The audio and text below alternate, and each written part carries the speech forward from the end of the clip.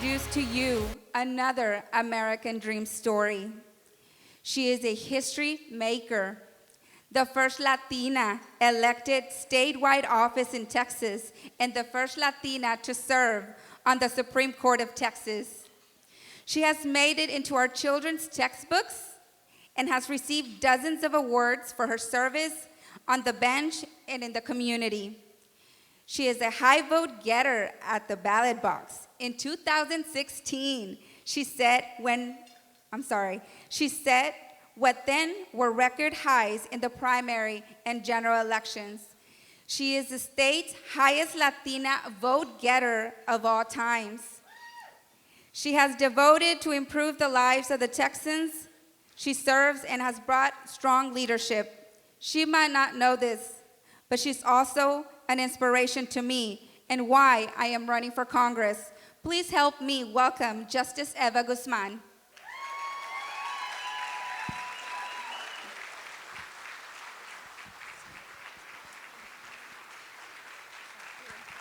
Thank you.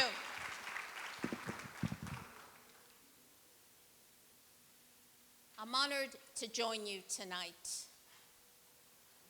I know that Hidalgo County has been through a lot.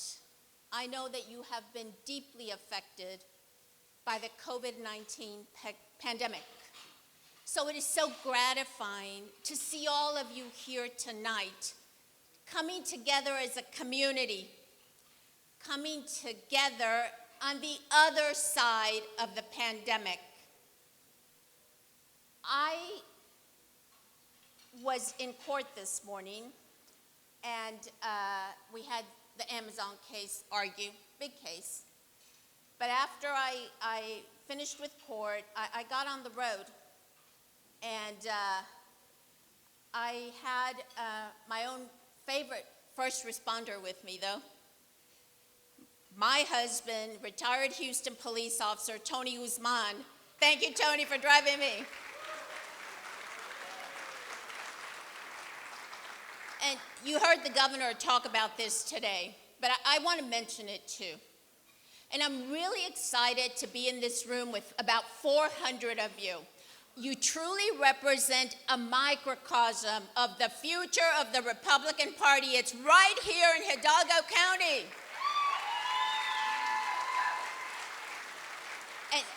And you heard this. The entire country is talking about what happened in South Texas in 2020. It seems some took the Latino vote for granted. They thought they knew us better than we know us.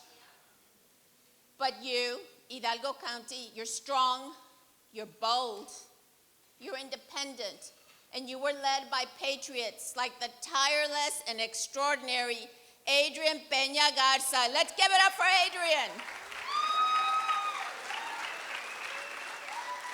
Woo, woo. Look, Hidalgo County showed America what's possible when we join forces, when we stand up, when we show up, and when we speak up for our values. So tonight, and I'm a judge, my speeches always have a few stories and different things that I like to talk about. I'm a judge on, as you heard, on the state's highest civil court. And guess what? Thanks to Governor Abbott, he's no longer here to hear this, but now 4 out of the 9 justices are women. And Governor Abbott appointed the second Latina to the court, my colleague, Justice Rebecca Huddle. She's doing an amazing job. So tonight, we come together as Texans, as Americans, and I think it's fair to say we're all thinking and talking about what will things be like this time next year? What about 2024 and beyond? What does the future hold for our party and our country? Abraham Lincoln, whose legacy we honor tonight, said, "The best way to predict the future is to create it. You are creating the future, Hidalgo County, right here tonight.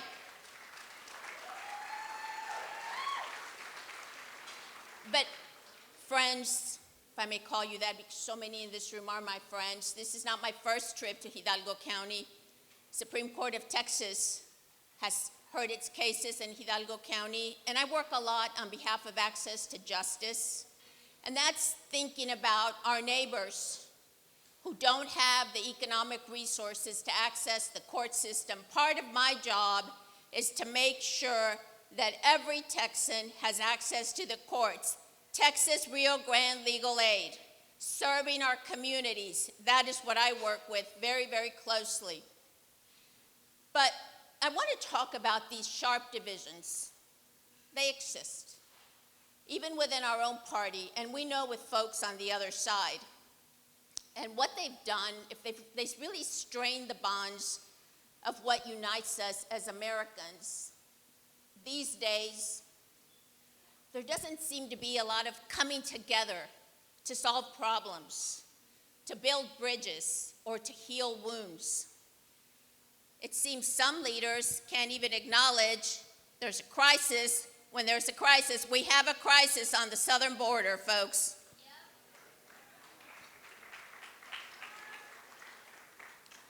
Along those lines, some no longer want to exchange ideas. In fact, it's become very fashionable to attack conservatives about their ideas. Our most cherished institutions are under relentless attack, and Governor Abbott spoke to this. It seems nothing is out of bounds. How far will it go? Look, I've spent the last 30 plus years as the very happy wife of a law enforcement officer. I've spent a lot of time around good, honest, hardworking officers who on any given day would lay their life down for their community.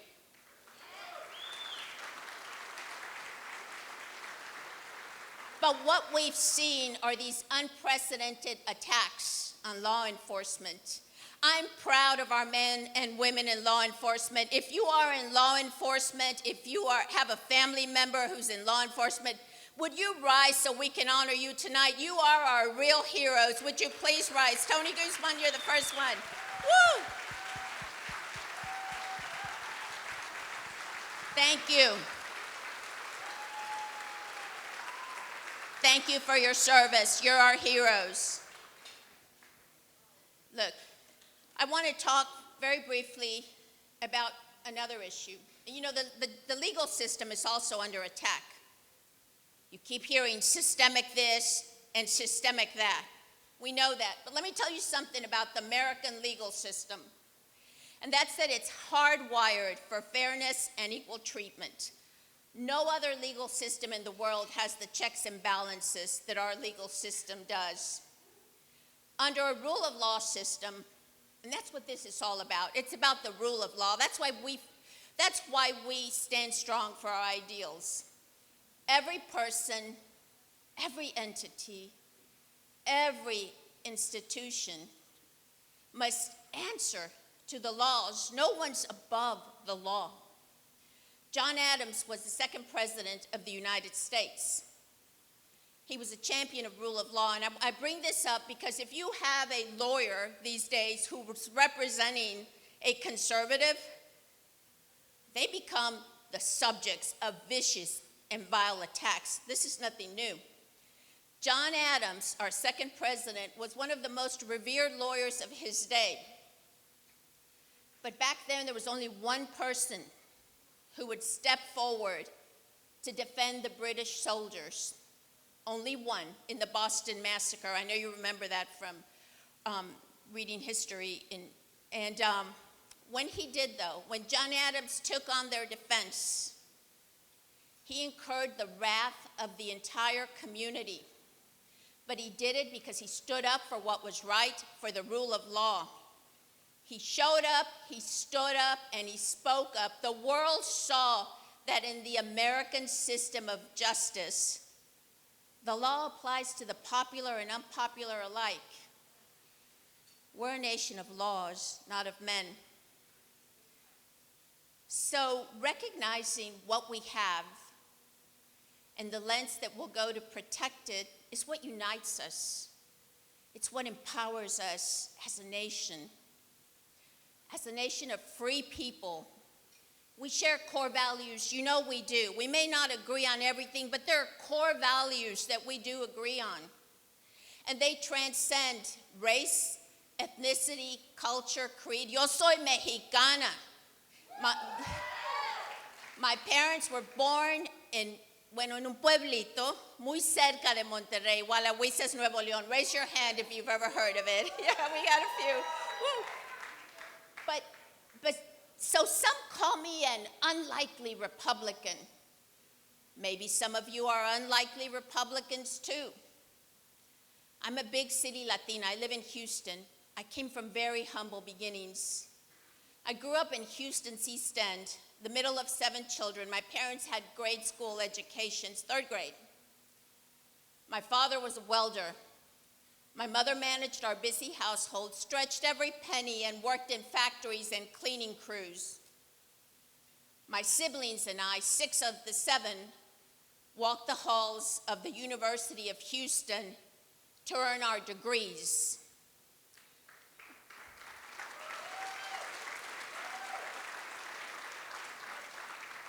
My mom, though, she cleaned those same halls to ensure that we had that opportunity. We will do whatever it takes to protect our families, folks.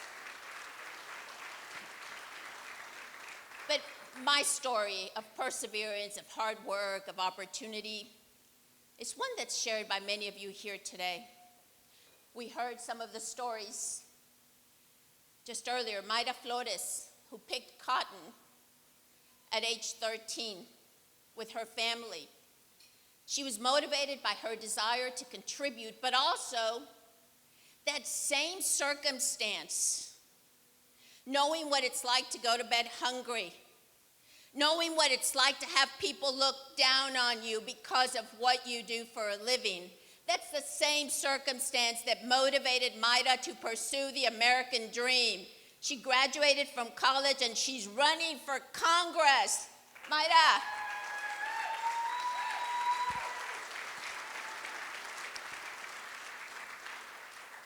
My friends in Hidalgo County, this is the Texas we are standing firm to protect. Mayra's story, my story, your stories. These stories represent the story of America. The journeys I speak of, including my own, are marked by triumphs and by defeats, successes and failures. They haven't been easy, and they haven't been perfect. But you know what? America's journey, the journey of our country, has not been easy or perfect either. I believe we're in a rough part of that journey right now, traveling a rocky, rugged road. It's a tiring stretch when we're under constant attack as conservatives. It tests our grit and our character as a country. But now is the time when we must show up, stand up, and speak up for America. Hay que presentarnos, levantarnos y hacernos escuchar.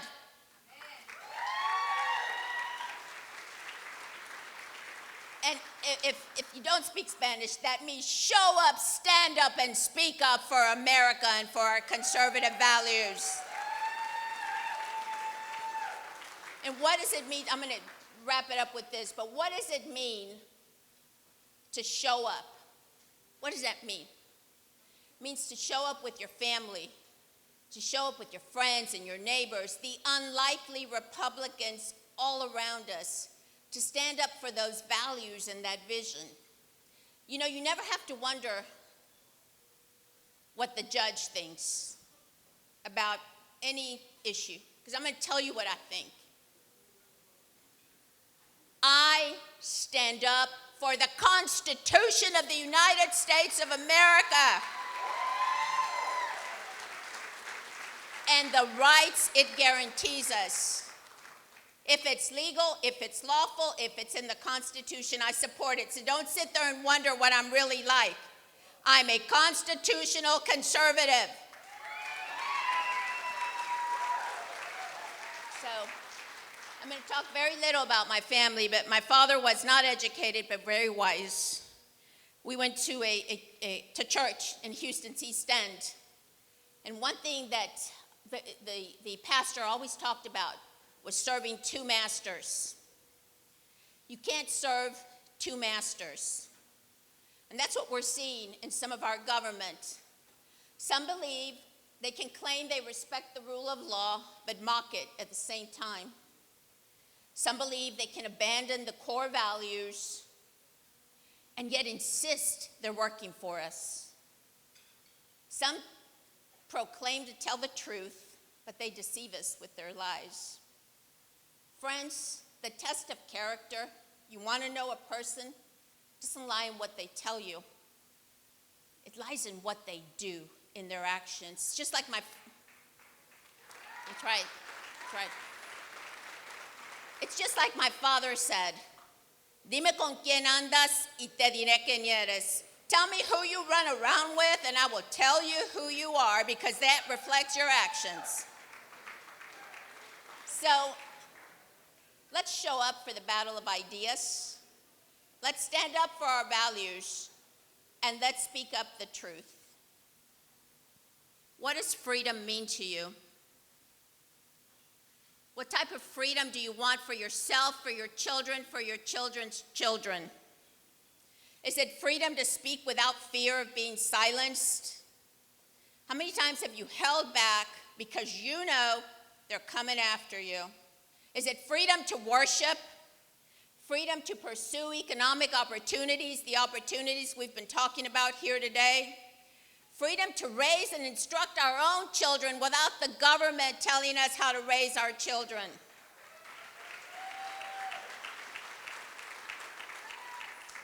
And importantly, freedom to protect our homes and our businesses. I brought my law enforcement today, but you ought to be able to protect yourself too.